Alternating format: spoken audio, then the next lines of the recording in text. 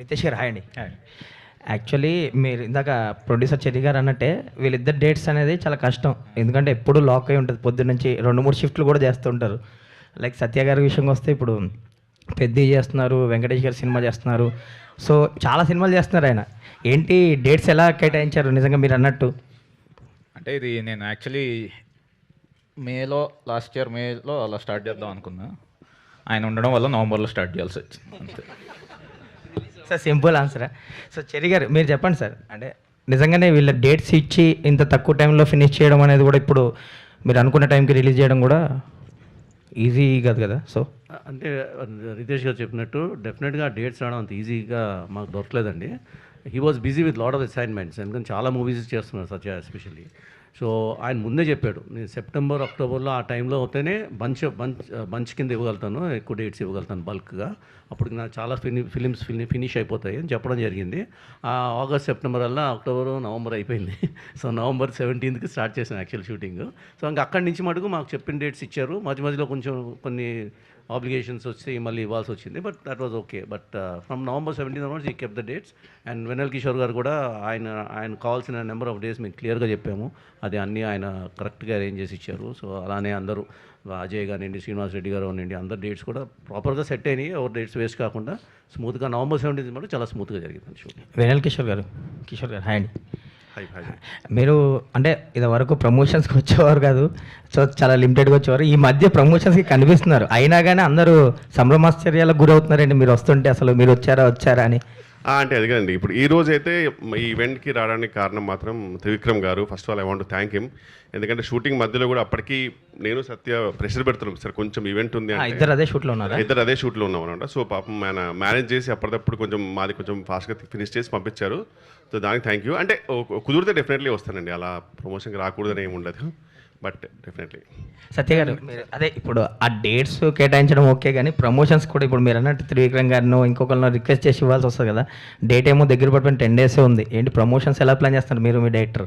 పెట్టుకున్నాను డేట్స్, కొన్ని dates promotion చేయడానికి పెట్టుకున్నాను dates. However all the very best. May 1st international labour day నాడు రిలీజ్ అవుతుంది కాబట్టి మీ లేబర్ అంతా ఎంతో కష్టపడి చేసిన ఈ సినిమా చాలా మంచి సక్సెస్ అవ్వాలి, మీ అందరికీ టీంకి మంచి రిజల్ట్ రావాలని మీడియా తరఫున నేను కోరుకుంటున్నాను. మీరు సత్యాల లేరు, సెట్ వేసుకొచ్చినట్టున్నారు, మీకు సెట్ వేసినట్టున్నారు కాబట్టి మీరు ఇవాళ నుంచి సత్య కాదు. మీరు ఇందాక 2 పాయింట్లు ఉంటున్నాయి. సత్య ఈజ్ నాట్ జెట్లీ అని ఇక్కడ మాట అంటే, ట్రైలర్లోనేమో I don't do comedy, I'm done with comedy అని ఓ మాట. ఇందాక వెన్నెల కిషోర్ గారు సత్య ఫ్యాన్స్ అని అనగా నాకు ఫ్యాన్స్ అంటే బాబు అంటున్నారు ఆయన కథల నుంచి. మీరు ఈ సినిమాతో ఫ్యాన్స్ని సెపరేట్గా, అంటే మీరు కామెడీగా కాకుండా ఒక హీరోగా ఎస్టాబ్లిష్ అయ్యి మీకంటూ ఫ్యాన్ ఫేర్ స్టార్ట్ అయ్యే సినిమాగా ఇది వస్తుందా?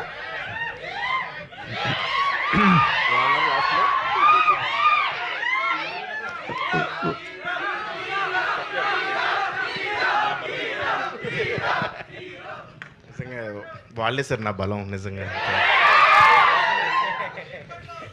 కాదు, నేను అడిగిన దాంట్లో how far you could enjoy the character, ఫోర్స్డ్గా చేయవలసి వచ్చిందా లేదా నిజంగానే నచ్చి చేశారా, లేకపోతే దీని వెనక ఎంటబడి బతిలాడి డేట్ లేవంటే వేరే వాళ్ళకి వెళ్తా అంటే నీకు దండం పెడతా అన్నా అని చెప్పి ఎంటబడి. లేదు సార్, రితేష్ కథ చెప్పిన వెంటనే నాకు నచ్చి చేశాను సార్. క్యారెక్టర్ నచ్చి చేశాను సార్. అంటే కాదు, ఇప్పటి వరకు మీరు కమీడియన్నే, there is no doubt about it. ఇప్పుడు ఈ సినిమాతో హీరో అయిపోతారా? లేదు సార్, ఇది కామెడీ స్పేస్లో ఉండే క్యారెక్టర్ అది. అంటే ఇప్పుడు హీరోలు ఎలా చేస్తారు, ఈ సినిమాని హీరోలు చేస్తే ఎలా ఉంటుందని నేను అలా చేశాను సార్. ఓకే, ఇప్పుడు హీరోలు హీరో అంటారు. అదే అలా చేశాను, కానీ అంటే కామికల్గానే చేశాను తప్ప సీరియస్గా అలా చేయలేదు sir. But sir sorry to disturb the flow కానీ చాలా కష్టపడ్డారు సార్ నిజంగా. మామూలుగా మనము ఆయన కష్టపడ్డారా, అందరూ కష్టపడ్డారు? ఆయన మాత్రం చాలా కష్టపడ్డాడు. ఓకే, ఇప్పుడు మామూలుగా హీరో కష్టం చూపించడానికి మనము ఈవెంట్లో ఒక ఏవీ పెడతామండి బేసిక్గా, స్టంట్స్ అవన్నీ పెడతాం.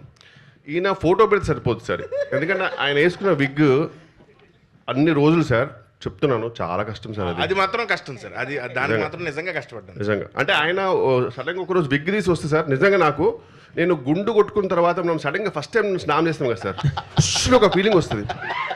నాకు అట్లా చూడగానే నాకు ఆ ఫీలింగ్ వచ్చింది సార్. ఏదో తెలియని రిలీఫ్, నా అటాచ్మెంట్స్ అన్ని పోయి అలా అనిపించింది చూడగానే. అలా ఎందుకంటే చూడడం కూడా కష్టం సార్, మా కష్టం కూడా అదే అలా చూడడం. ఓకే. పొద్దున అందరం కష్టపడ్డాం సార్. పొద్దున్న పెట్టేవారండి, ఆ క్లిప్స్ అయ్యి పెడతారు సార్. ఈవినింగ్ వరకు అది చాలా నరకంగా ఉంటుంది. సెట్లోనే మీకు సెట్ వేసారనమాట. అంతే సార్. అవునండి. అంటే what is the best part you enjoyed in this film అండి? ఒక ప్రోటగనిస్ట్ లీడ్ క్యారెక్టర్గా ఫిల్మ్ అంతటిని మీరే లీడ్ చేయాలి కదా. ఏంటంటే సినిమా అంతా యాక్ట్ చేయడం, ఇది సెగ్మెంట్లుగా జరుగుతుంది సార్ సినిమాలో. Okay. ఒక్కొక్క క్యారెక్టర్తో ఇంటరాక్షన్, ఓకే. ప్రతి ఒక్కరితో ఇంటరాక్షన్ నేను బాగా ఎంజాయ్ చేశాను సార్. ప్రతి షూటింగ్ చాలా ఫన్గా జరిగింది. అది ప్రతి సినిమాలోని ప్రతి వాళ్ళకి జరిగేదేనండి ఇంటరాక్షన్, ఎంజాయ్మెంట్. లేకపోతే షూటింగ్ ఎలా జరుగుతుంది, రోజు కట్టుకోవాలి. What I'm asking is what is the best part ఈ ఫిల్మ్లో మీరు ఎంజాయ్ చేసిన ఇమోషన్ కానీ, లేకపోతే డైరెక్టర్ మీకు ఇచ్చిన క్యారెక్టర్లో ఛాలెంజ్ కానీ, what is all about it? అంటే సీన్స్లో కొంచెం క్వర్కినెస్ ఉంటుంది సార్ రితేష్ రైటింగ్లో. సో అది చేసి ప్రాసెస్లో ఎంజాయ్ చేశాను. ప్లస్ ఇంకోటి ఏంటంటే మేము ఇద్దరం కొంచెం సింక్లో ఉంటాం. అంటే నేను ఏదైనా ఇంప్రవైజ్ చేసినా అది వద్దని ఇది వద్దని కంట్రోల్ చేస్తూ ఉంటాడు. సో అది షూటింగ్లో ఉన్నప్పుడు ఇన్వాల్వ్ అయ్యి చేస్తాం కాబట్టి ఖచ్చితంగా ఎంజాయ్ చేస్తాం. Miss World, and you must have been exposed to the world cinema and the international standards, how this kind of films, because now that Cherry Haru has told, it is the first of its kind in Telugu particularly. And what is the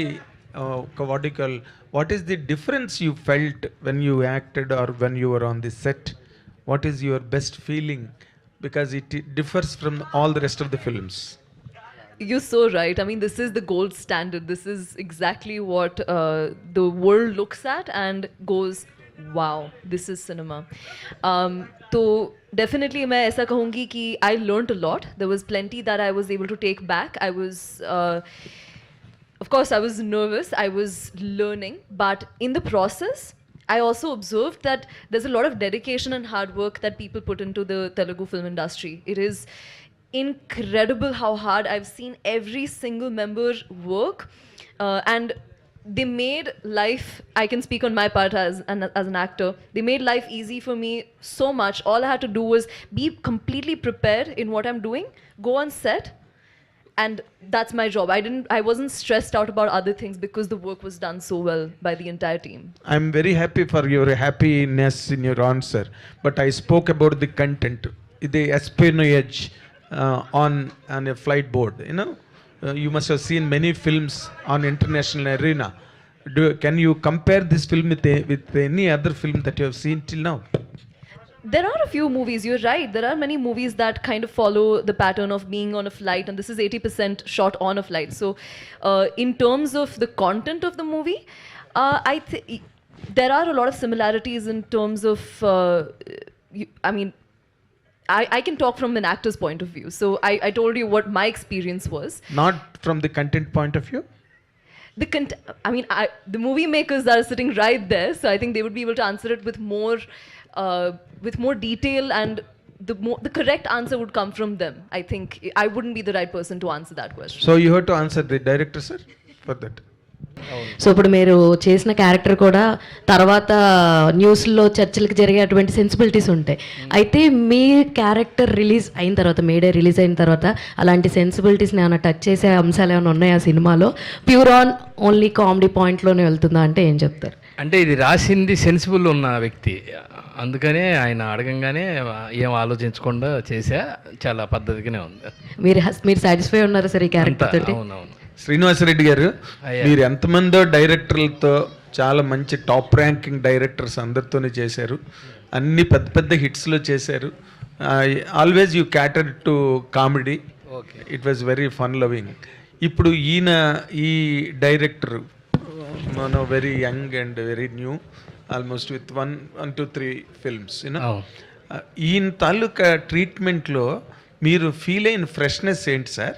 మామూలుగానే regular పంచులు, లేకపోతే regular అంటే మామూలుగా script చదివితే అలా అనిపిస్తుందేమో, కానీ ఆయన తీసే విధానం, ఆయన చూసిన విధానం వేరే ఉంటుంది. అది మనం చెప్పినప్పుడు కూడా వచ్చి కొంచెం ఇలా ఇక్కడ తగ్గించండి అని చెప్పడం, ఆ టైమింగ్ వేరే. ఒక్కొక్కరికి ఇప్పుడు ఈవీ గారికి ఒక స్టైల్ ఉంటుంది, అవును. అలా అందుకే రితేష్ గారిది అదో గమ్మత్తైన స్టైల్ అనమాట. అది మనం చేసిన దాకా కూడా ఊహించలేం. వెళ్ళి ఇలా ఇలా ఇలా చేస్తే ఎలా ఉంటుంది అని అనుకుంటాం, కానీ అక్కడికి వెళ్ళిన తర్వాత ఆయన చెప్పిందే బెస్ట్ అనిపిస్తుంది, బాగా అనిపిస్తుంది. అంటే వర్మ గారి సినిమాలోని బ్రహ్మానందం గారు చేసినప్పుడు మీ అందరికీ ఆల్మోస్ట్ కులగురువులా కదా బ్రహ్మానందం గారు. ఆయన వర్మ గారి సినిమాలో చేసినప్పుడు మొట్టమొదటిసారి ఈ టుక్ ఏ టర్న్ ఇన్ హిస్ కెరీర్. అవును. అదే మీకు అలాంటి టర్న్ వచ్చే క్యారెక్టర్ ఇది కాదు, అంత టర్న్ వచ్చేది కాదు, ఒక టర్నింగ్లో వచ్చే క్యారెక్టర్. సత్యాన్ హియర్ అంటే హీస్ ఫ్యాన్ ఆఫ్ చిరంజీవి గారు అండ్ రితేష్ రాణా గారు కూడా. అంటే మనకు మత్తువదలరా 2లో ఒక డ్యాన్స్ కూడా చేశారు మీరు. సో ఆ మత్తువదలరా 2 ప్రీవియస్గా చూపించారా మెగాస్టార్కి ఏమన్నా, లేకపోతే ఏదైనా జరిగిందా? ఆర్ ఎల్స్ ఎనీ అప్రిషియేషన్ ఆయన సినిమా చూసి ట్వీట్ చేశారు. ప్లస్ నేను విశ్వంబర వర్క్ చేశానండి ఆయనతో. ఆయన చాలా అప్రిషియేట్ చేశారు. మీడియా సమక్షంలో కూడా ఆయన చెప్పారండి. అంటే ఈ ఫిల్మ్ లో కూడా మీరు టీ షర్ట్ మెగాస్టార్ రిఫరెన్స్ లా వేసుకున్నాం అంతే. Anything related to megastar in this జెట్లీ? రిలేషన్ ఏమి ఉండదు కానీ రిఫరెన్సెస్ మైండ్ రిఫరెన్సెస్ ఉంటాయి. సుదర్శన్ గారు మీరు ఆన్సర్ చెప్పచ్చు. Last question. సార్, ఇప్పుడు దాకా మిమ్మల్ని చాలా డిఫరెంట్ పాత్రలో ఊహించుకున్నాం. ఫస్ట్ టైం అసలు మా ఊహల్లో కూడా రాని పాత్రతో మీరు మా ముందుకు కనిపించారు. నేను అడగనండి అలాగా. మీరు వేసుకున్న పాత్రకి మీరు ఇచ్చినటువంటి పర్ఫార్మెన్స్ కి అయితే సెన్సిబిలిటీస్ గురించి అడగొచ్చు, కానీ ఆయన్ని ఇప్పుడు దాకా అలాంటి క్యారెక్టర్ లో మేము చూడలేదు. 100% ఆ థాట్ కూడా మాకు లేదు. మీకు ఫస్ట్ టైం నెరేట్ చేసినప్పుడు వాట్ ఈస్ యువర్ పాయింట్ అండి?